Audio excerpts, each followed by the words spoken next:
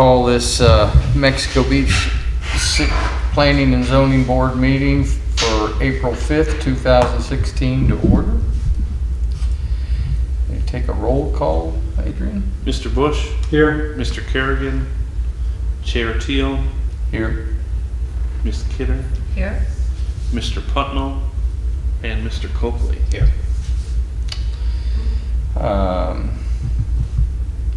First item on the agenda, get a motion to accept the December 1st, December 7th, 2015, and February 2nd, 2016 minutes. Could I ask a question? I believe it's on the February 2nd minutes. There was a comment in there about, I didn't know if I misunderstood regarding the paving of Oleander.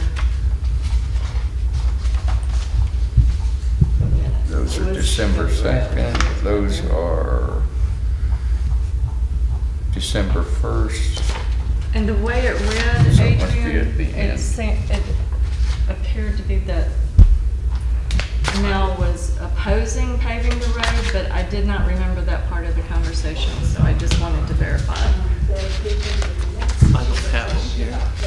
Fine, is that December 2nd? Is this the correct paragraph I got on? Here's February 2nd. Here's February 2nd. Yes, that's it. And that's where I informed the board that the owners of the property off 9th Street on Oleander Avenue are requesting that the street be turned over to them to be maintained and owned. A discussion ensues as to why the city hasn't paved this road. Further stated, the south lots are for sale and does not recommend doing this. At this time, that is correct. Does not recommend paving the road? Correct. Not in the future, but at this particular time. Okay. Till we understand what is going to go there and what needs they might have for street access. Okay. Thank you. If you want that to be clarified better in a minute, we certainly can. That's fine. That's Okay. fine. Any other discussion on the minutes? I have a motion. I move that the minutes prior to the first, whatever the dates were, Yes. be approved. And a second? I second it. All in favor? Aye. Aye. Well, flying right along. Our first discussion item apparently is about the advisory board training that took place 2 weeks ago today. Yeah.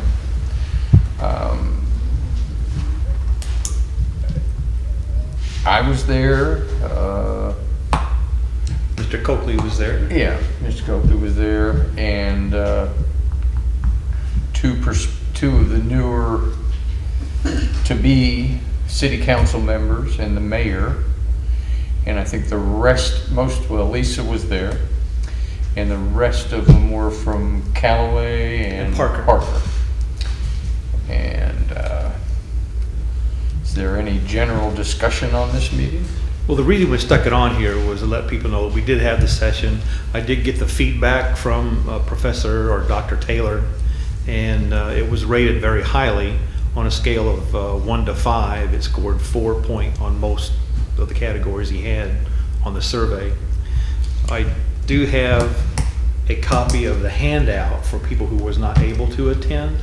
Also, we did record that whole afternoon. It lasted right at 4 hours. Yeah. I think a lot of subtle sort of questions were answered in it about protocol, and there was a lengthy discussion on trying to find ways to involve the public more in planning and zoning and city government in general. And he had some good ideas. I don't know that they're terribly applicable to Mexico Beach. We're a strange community in a lot of ways, but I thought all in all it was very, very worthwhile. If there's something you wish to view, we can get a copy of the DVDs to you if that is your desire. I'd like to look at it. I would Okay. as I was well. out of town, so but I would like to look at it. Okay, very good. Some of the feedback I got verbally from other communities was that the people who needed it the most weren't at the meeting. You can read into that whatever you want, but that's their community, not ours. They do wish that this could be done again in the future. That way everybody could attend and benefit from Professor Taylor. Expertise. Right. So I did thank the league for providing Mr. Taylor to us, and that, we had about 25 people who signed up for this thing, and only 15 showed up that particular day. Schedules change, I understand that, so it is what it is, but I think there is a feeling from the league that this could be offered again in the future. How far in the future, we don't know, but it's probably not going to be in the next few months. We probably won't have to go to Tampa for it. Probably not. Let's hope not. Okay, moving along to Tree City USA designation.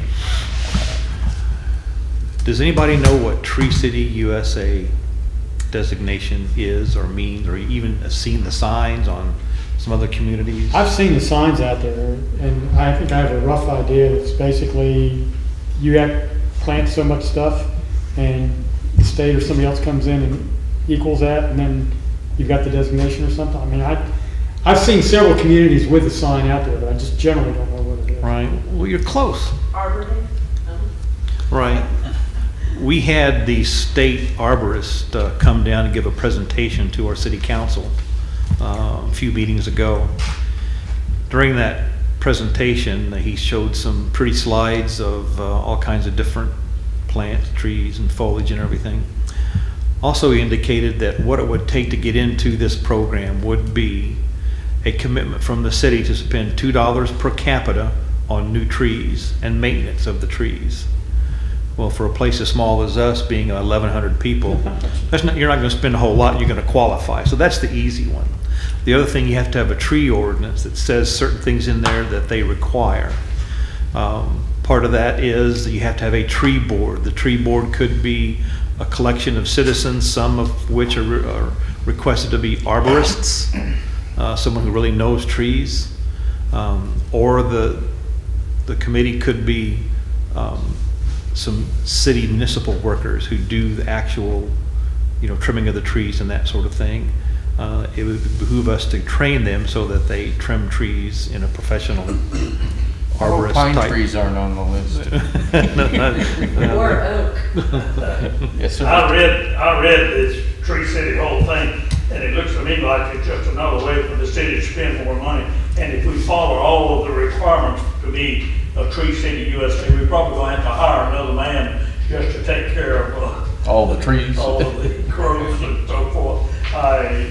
We got a fine little city here, plenty of trees already. All right, appreciate the input. What is the advantage to being a tree city other than you get to put a sign to city limits saying you're a tree city? I mean, Well, part of it, of course, is the pride of being designated as such. There are some grants out there that in order to qualify, you have to be Tree City USA designated. And just because we would go through and train some of our employees to trim trees, we're not going to hire additional people to do that. So that's not going to happen. We can use the people we've got to take care of that sort of thing. When people see a Tree City USA sign, they know that for the most part, people care about trees. And it might kind of sound like a tree hugger type political thing, but it's really not, because you got to understand the benefit of trees. And I think Mexico Beach over the years has understood that. So it's not like we're going to have some big epiphany that we didn't know before. So for the most part, we pretty much meet all the requirements. The question is, do we go through the exercise of getting that designation? And I've done that designation form and taken care of this stuff in other communities, so it's not rocket science. It's something that's not all that hard to do. But the question from some of the board members were such that Mr. Guilford just expressed too. If it's not going to gain us much, then why do it? Is that $2 per capita, is that per annum, or is that just one In shot? each year's budget. And of course, when we send a crew out to trim trees, you're gonna eat that up in a hurry. So, meeting that requirement's pretty easy. Off the subject, but on the subject of trees and tree trimming, I've noticed as you come down 15th Street off 386, on the right-hand side, there's and I'm sure it's the responsibility of the power company, but maybe we want to nudge them. There's an awful lot of overgrowth tree hugging all over these wires, and it looks kind of dangerous to me. But I don't know who or how. I know that the co-op in Weewaw recently has done an amazing amount of tree trimming for power lines all through their area. And maybe we could prompt our electric service company to take a look and see before we get some kind of a problem from it. Okay. I have a question. Yes, before we ma'am. move on. The city already has a tree ordinance, does it not? It does. Okay. Is there any way that there can be some sort of educational push about this tree ordinance? Because I have yet to meet anyone other than y'all and me who knows there's a tree ordinance in existence. And it's very interesting to see what happens when the building is taking place and lands are clear cut, and then somebody comes by and says, oops, you shouldn't have cut all those trees. But you know, when you cut a tree, it's already too late. So, I think they're required to plant new trees in that case, and I'm just saying the rule. I'm not saying whether or not it happens. And I would assume that that would have something to do with the permitting people. I know, and I'm sure there are homes that already exist where they get some of their 10 trees or whatever it is removed, but I would think that would have to come from the direction of the city administrator to field that hot grounder. The application for a development order requires a landscaping Yes. plan. In the past, it wasn't really followed as much as it should be, and it wasn't as prominent as it is now. But we now require that, and we make sure that people adhere to X number of trees that you're required to have based on your lot size. Every lot's a different size, so there's Right. different requirements. Right. Is that So- something the code enforcement officer check? That is correct. And there's a form that we now have that before a certificate of occupancy is given out, we make sure that they comply with our landscaping plan. Very good. Yes, ma'am. Just a quick question on the tree beautification. How would they decide where the trees would go? Would it be in easements or like, many of us have views. I guess how would they decide what trees they would plant, where they would go? Or if they could throw up some palm trees, I don't know, on the sandy beach to provide a little shade or, how is that determined? Well, we don't give direction on where you place your trees, except that we have so many trees you're supposed to have based on the size of your lot. So it's up to They you. can't then. be in the easement. They can be in the easement, some can't. Now, as far as if we were to belong to that tree beautification, is that, Does Nothing that really have to be changes on there. municipal property, or can it be private property, this tree? Well, easement property, which is the property you own, but it's in the easement and setbacks and that sort of thing. what about for the whole Tree City thing? I'm not sure what your You were question talking is. about before. The The Tree City City of Tree USA USA. designation? Yeah, I don't think the requirement, I think you might be confused. The requirement's not to plant more trees, it's just to take care of what, spend $2 per person to either take care of what you got or to add additional trees. Oh, okay. And if we've I thought got it was enough just- trees, then it's just maintenance. Okay, I was thinking it was added. It's just maintenance. Okay. Right. All right. So item number 3 on the discussion is planning services RFQ. Yes, sir. The city council instructed us to go out for requests for planning services. Because it was obvious during the big hotel debate that, our staff didn't have the necessary time to devote to that whole process. So in order to pick up the slack, we decided, should we get another big project coming to town, that we have someone who's a consultant to come in and kind of take that bull by the horns and guide us a little bit and provide the services that we didn't have the time to provide. We did receive 2 proposals, one from Panhandle Engineering and one from TPC, which is the Planning Collaborative. I have given you a copy of the RFP in here. With the recommendations that I have is on the first item that is the criteria on the qualifications of the firm, staff, and consultants. The TPC business, their staff is listed as an AICP certified planner. The Panhandle Engineering has 5 members listed in their proposal, none of whom are professionally trained in planning. None of them have certifications in planning. So in that case, I have in that one little criteria easily picked the Planning Collaborative over Panhandle. On the second one, the convenience of locations of primary person-to-person servicing the contract, both firms are in Lynn Haven. That's a tie. That was an easy one.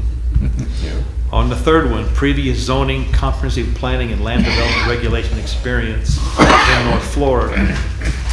The TPC group has cited numerous projects demonstrating varying degrees of planning knowledge. Panhandle cited numerous engineering projects demonstrating vast engineering experience. They list working with various cities providing planning support. And they did help Mexico Beach. Mr. Forehand himself, as people probably know him, has an extensive experience with planning reviews for subdivisions back in the 2000s.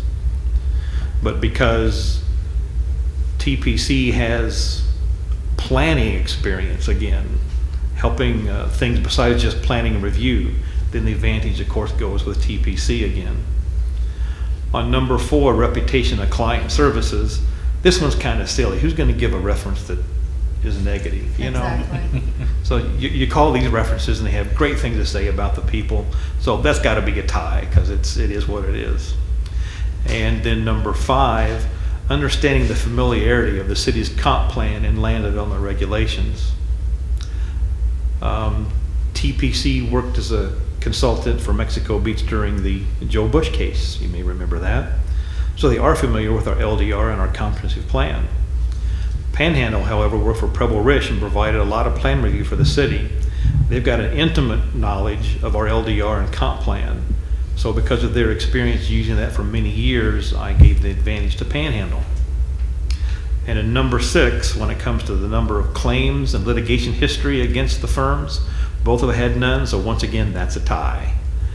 So if you take out the ties and add the other ones, it's 2-to-1 in favor of the Planning Collaborative. So my recommendation is to go with the Planning Collaborative.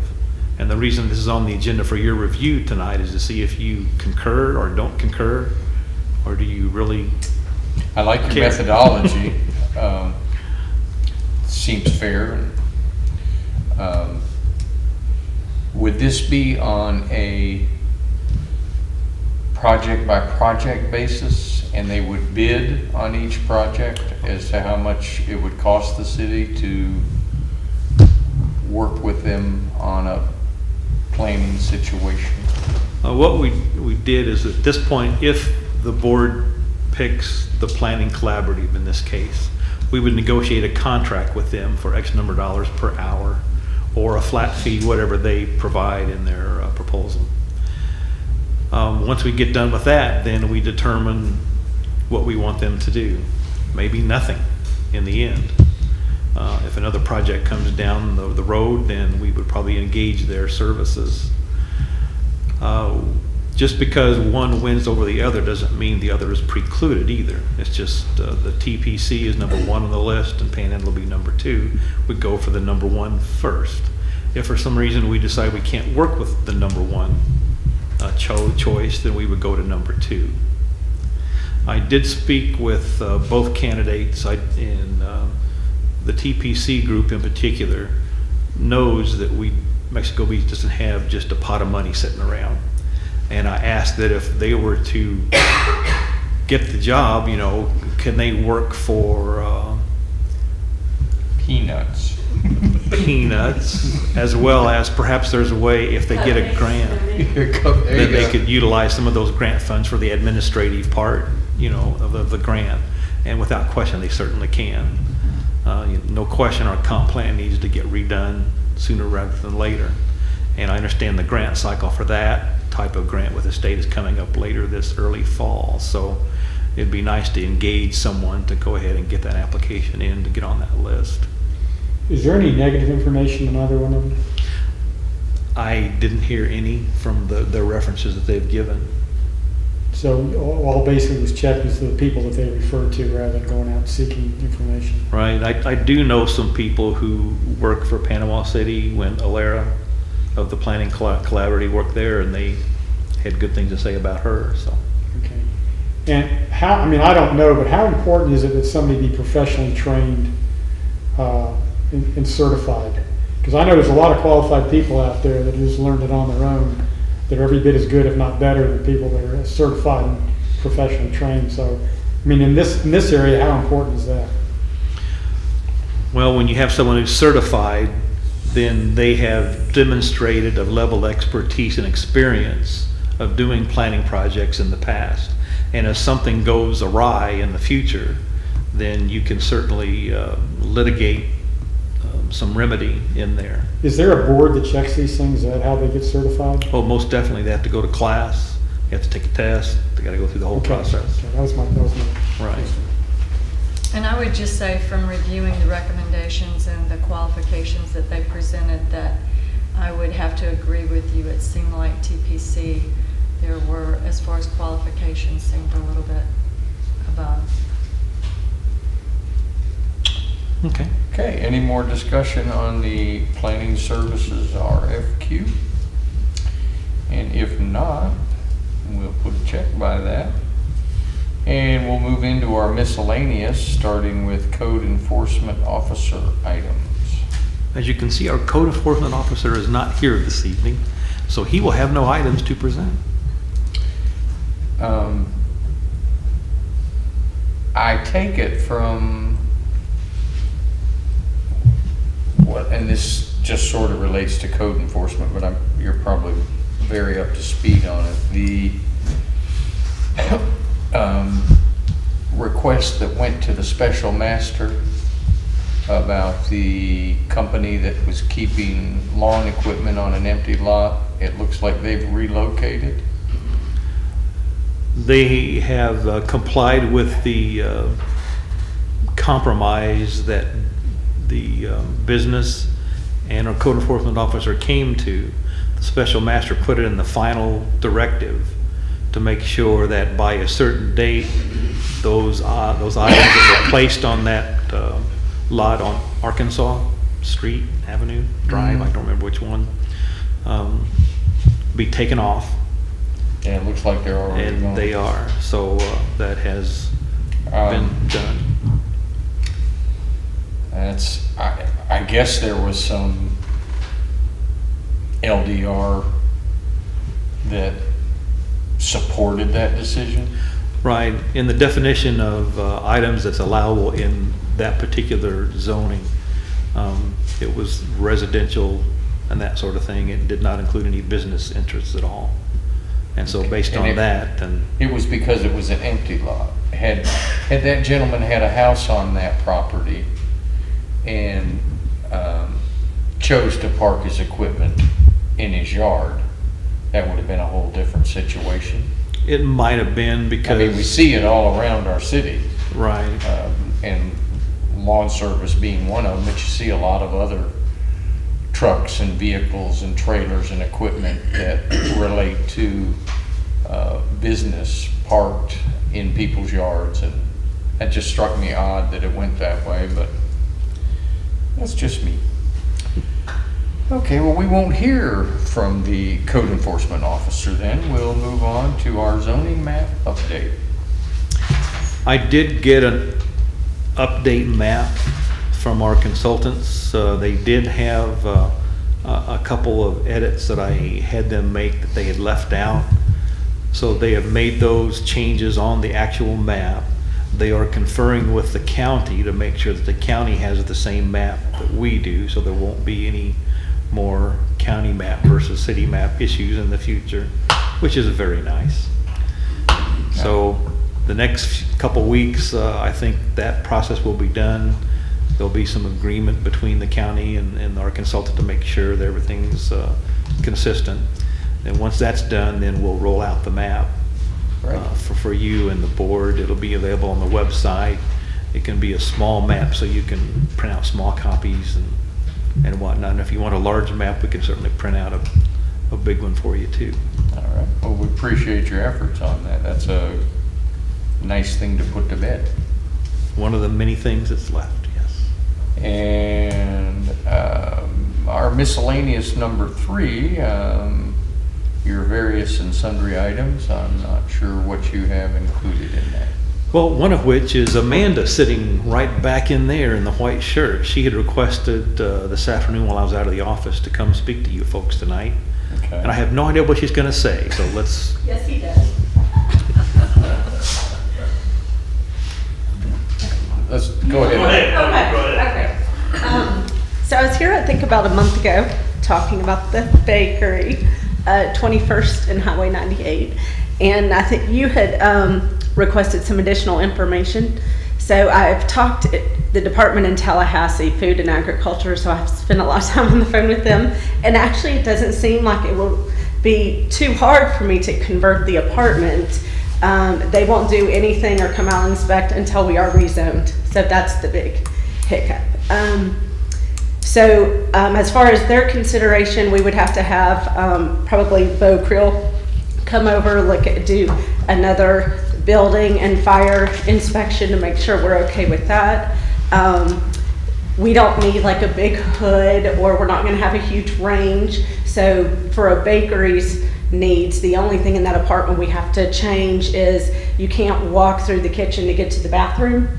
So right on the outside of the apartment is a pool closet, so we're gonna convert that to a bathroom. So even, I guess, for the state of Florida, even if it's not an eat-in bakery, you still have to have a bathroom set up for customers. And your apartment / bakery itself would have its own hand washing sink and all the... Yeah, they don't require a commercial dishwasher. We can do the 3-compartment sink, and then separate from that would be a hand washing sink. And what I'm envisioning right now, it's a space that allows for a queen size bed, 2 end tables, and then we have a kitchen and a bathroom. So I'm envisioning where the bed is just a bakery display case, open 3 days a week, probably 10 to 2 is the time frame, and customers would be able to come in, and I'd have cakes that they could purchase, slices of cakes, breads, fudge, cookies, cupcakes. Little bread. I know, homemade caramels, turtles, so that line of thing. And I think one of the concerns was parking. We have, I don't know, half an acre rock yard. So right now we have a cumbersome oak tree that we're looking at pulling out, and that would provide 4 parking spaces, so we wouldn't have anyone on the street Let's check the tree ordinance. parking. Well, on the flip side, we've planted a mini orchard on the other side of the house. So I thought I'd come and just kind of... Well, I'm all for entrepreneurs and small business people and having opportunities and And I met the mayor too, and he suggested y'all are working on a food truck ordinance, or maybe talks of food trucks becoming more of a play in the city.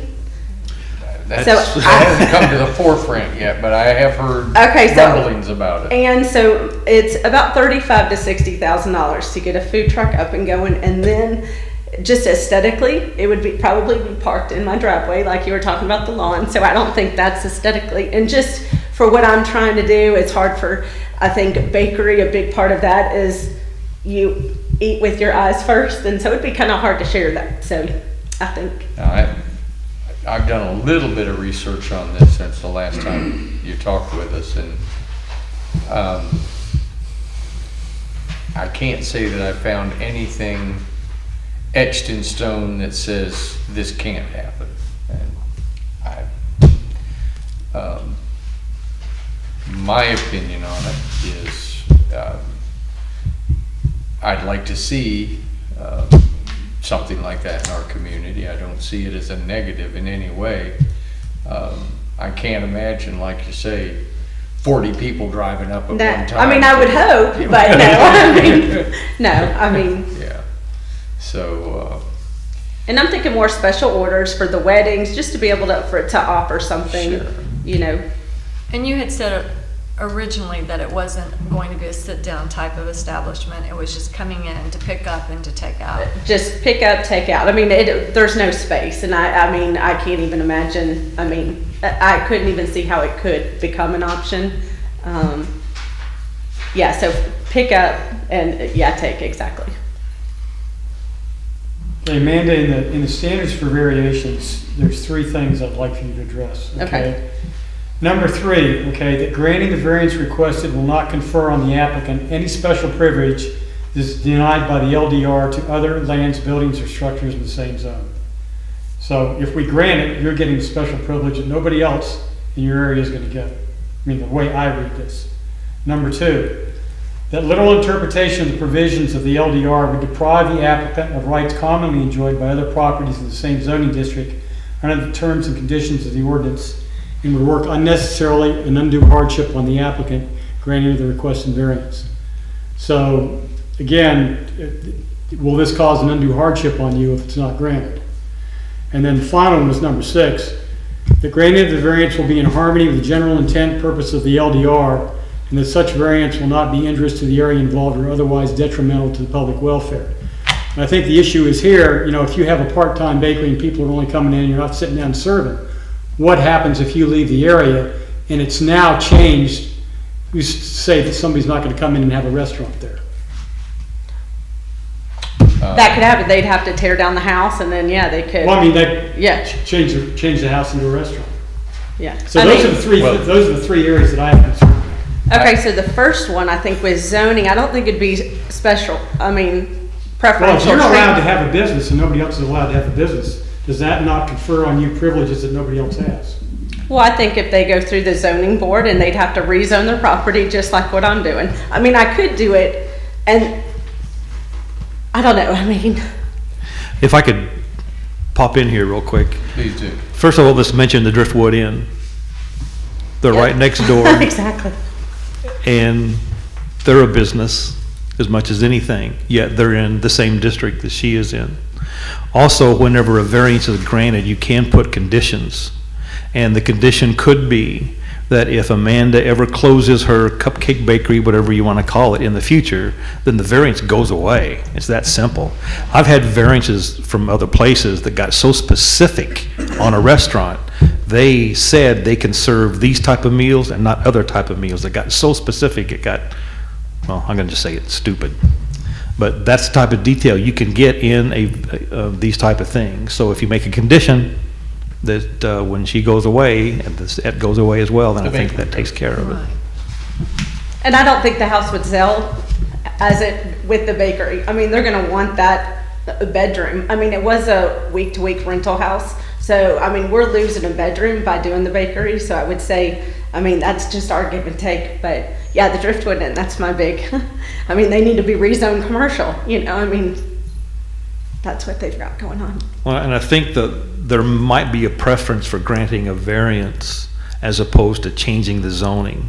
Right. Because I think changing the zoning then means when she does leave, Lots. 30, 40 lots years of from now or doors are whenever it is, We're then having- you're right, a restaurant could go in there or Yeah. something else. And I don't think that's the intent.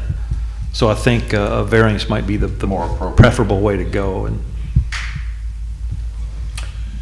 Would this be something that if we were considering the variance, that a notification would have to go out to her immediate neighbors? that's part of the process, yes, ma'am.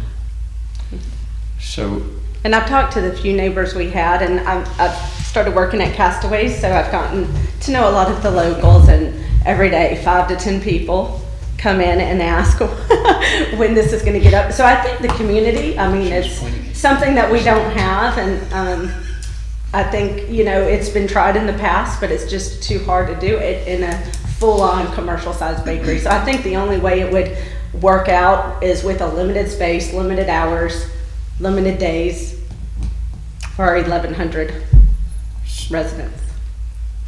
So, are we making a suggestion to continue to move forward? Is there a motion involved here, or are we just having a discussion about the future possibility of having that as a bakery? Well, at this point, it'd be inappropriate to make a motion because we There's don't nothing have on the the table. details or anything on the table. You're Right. correct. But I think just by what I'm hearing from all of you, that you would not be opposed to go ahead and proceeding with the variance process. Versus the rezoning, it'd Right. be much more favorable. So what would the variance allow me to do? Just, Well, that detail would be worked out Okay. at that time, that, and as Mel said, it can be as specific, and I think the main concern would be, two things.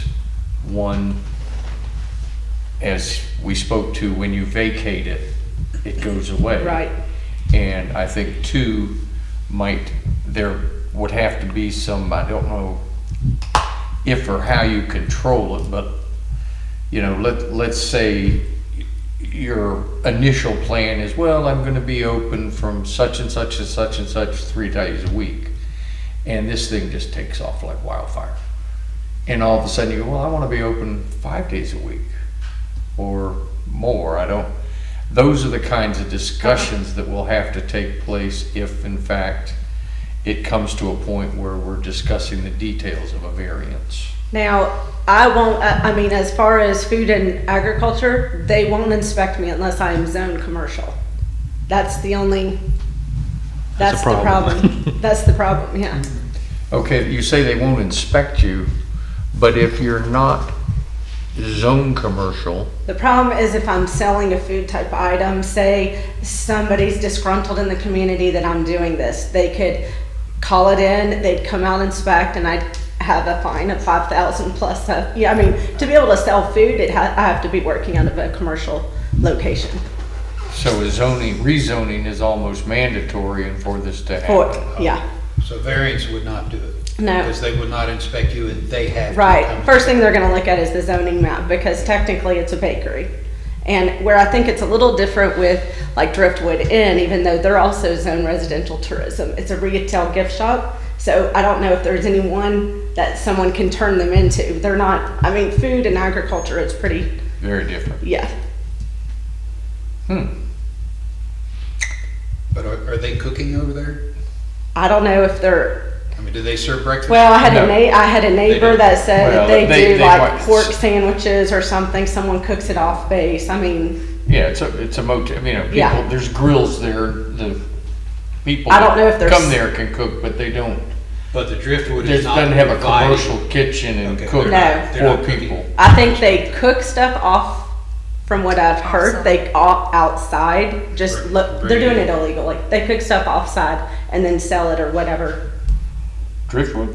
Yeah, that's what I know neighbor that. across the street or some guy that was staying said They he don't was sell cooking. food. He said he was cooking up a whole bunch of Boston butts for the Driftwood Inn. So maybe it was a barbecue or a caterer, or I don't know, Yeah, an they- event of They some do sort. weddings there. Yeah, Yeah. so But- it might have been something for But they that. don't cook on site Yeah, for they don't those have things. a breakfast or a restaurant or. They might put out bagels on a Yeah. Tuesday morning, but they don't prepare and serve. They did at one time, they had a thing called the tea room, but they were a certified kitchen and they served. But still not working they on a serve- commercial, on a commercial property. Well, they were inspected and, Yeah, unless oddly things have enough. changed, everything, I had talked to the lady in the Tallahassee office. yeah, I mean, this has been years Yeah. ago, but.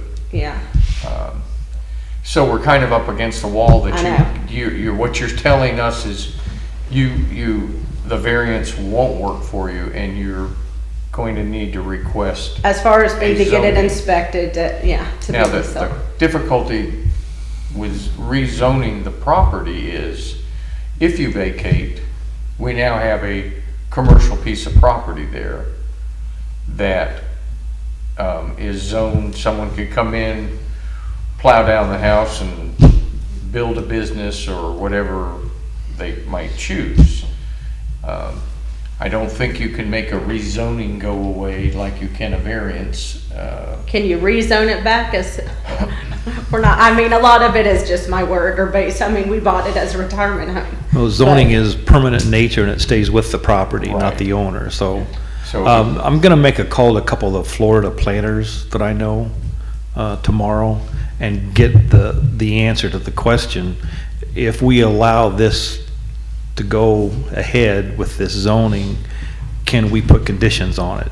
And I don't have the answer to that because I don't have that I expertise. think, could it be some kind of restricted zoning, limited to commercial, but limited to the kind of business she's talking about? Yeah. And Which the would current preclude somebody coming in, tearing it down and building a restaurant or. I think it's obvious we're all in favor of it. It's It's just just, yeah. making it happen legally and seeing if it can work out. Well, the biggest fear is if we were to sell it, it would, Yeah, Yeah. what happens then to the property? So we'll let Mel do a little homework for us. And I'll let you know what I find. Okay. okay. And Mr. Guilford, would you like to speak to us? Question, Mel, have you provided them with a copy of this Attorney Novak's letter of April the 2nd? I have not.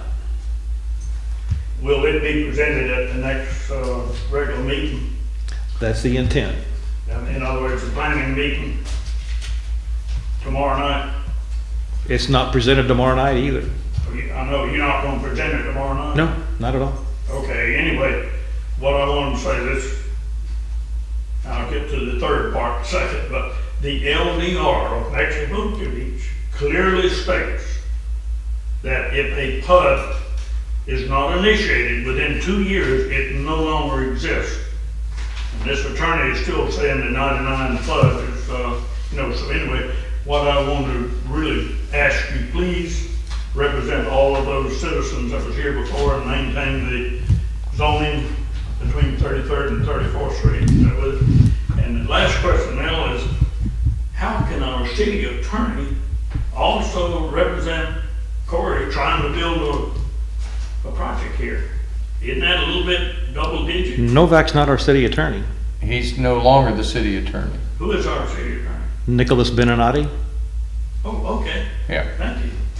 Novak's never been our, I I'm think, thinking Jeremy Novak was our. Novak's Not at never all. been our attorney. All right. no.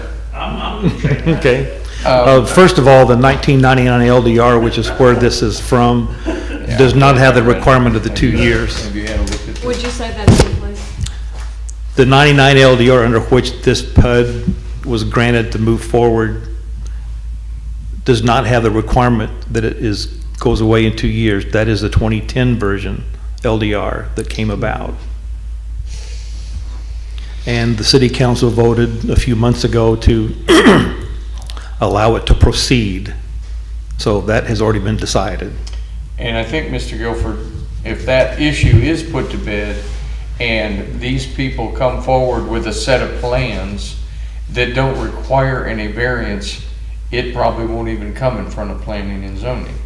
Depending on what they're requesting. At this Yeah. point, we, The plan, it doesn't require any change of zoning, but that plan they're coming forward, it's as bad as the one that you all disapproved.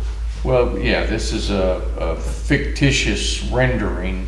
They haven't come forward with any certified plans or specifics on they're just, I think what they're doing here is testing the water about the PUD. And if the PUD issue is settled, then I they'll, thought it was too, but. that it is designated a PUD, as I understand it. at this point, it's not formally designated as a PUD. Our board just allowed them to pick up the process where they left off. Okay. So what they gotta do, Clearly state that if that PUD that was approved in 99 is not initiated within 2 years, it no longer is valid. which Now, wasn't in the 99 LDR. Yeah, I think what Mel's saying is that under the 99 LDR, they didn't have to be in 2 years.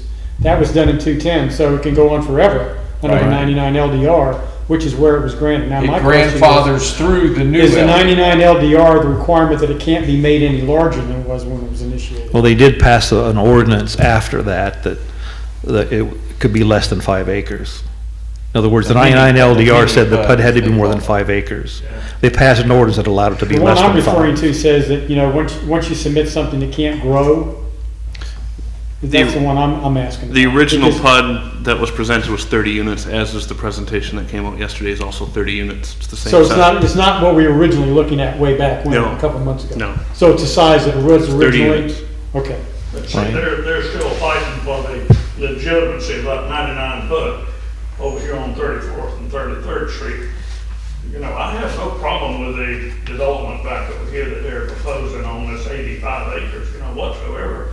But the majority of the citizens, Mel, have, you know, shown you and zoning board that they really don't want the. A large development hotel. as- Well. Well, it's think not Mr. my Guilford- decision. I think, Mr. Guilford, what the general public has been opposed to is some 110-room monster hotel. You just look at that. They're talking 30 about, units. I think Adrian said, a 30-unit They're coming hotel. back Nope, with the condos. same thing. Huh? Condos. 30 condos. Yeah, they're Three-story. coming right back with the same thing. No, it's not anywhere near the same. And like I say, this is a fictitious rendering, but nothing can really be discussed until they put something on the table. Well, that's what I was asking Mel, you know, when it's gonna go on the table. And we don't know. They haven't, as far as I know, they haven't come forward with any kind of No, certified renderings and, plans no, to be evaluated. Attorney Novak is still challenging the fact that that 99 foot is still Well, legal. I think. The I board think agreed that it is. The city council agreed that it is a PUD. And at this point, if there's no change in zoning that needs to take place to accomplish this, you are correct, there's no need to bring that before the P and Z and the city council. Right. However, there's a major development order that would have to come before you folks and the city council, so that Right. would be something you'd have to do later So, on. until they've shown their hand, there's nothing to do. Yeah, we can't act on nothing the artist to worry rendering. about because Yeah, I'm with they you. haven't put anything in our lap yet. Yeah, I'm with you, I know this is premature, Yeah, you see, but it's something that I think all of us should be aware of and it's coming down the pike. And we were told that at the last meeting Mr. Novak attended. He said, this isn't over yet, we'll be back with something. I think he predicted January or something, but wheels turn slow on a development like I'm this. gonna ask Mel if he can't convince Attorney Novak to take his development down to Windmark Beach. It'd be inappropriate for me to do so. Yeah, okay, so, any other various and sundry items? that we I'm are- done with the sundry. Well then, do I have a motion? Is there any discussion from the council or board on any issues? Anything else from the public? Do I have a motion to adjourn? I said it. I move we adjourn. And a second? I second. All in favor? Aye. Aye. Hey, boys and girls, I want to This thank you meeting is very much adjourned. for taking your